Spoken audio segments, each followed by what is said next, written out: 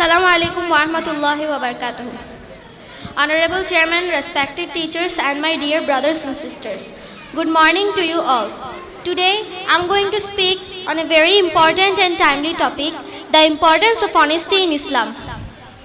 Honesty is not just about speaking the truth. It is about being trustworthy, keeping promises, and acting with integrity in every aspect of life.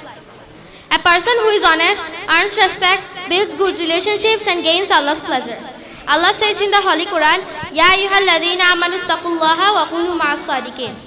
O you who believe, fear Allah and be with those who are truthful. Our Prophet Muhammad sallallahu alaihi wasallam said, truthfulness leads to righteousness and righteousness leads to paradise. A person continues to speak the truth until he is recorded with Allah as truthful. My dear friends, honesty helps us in school, at home, and in society.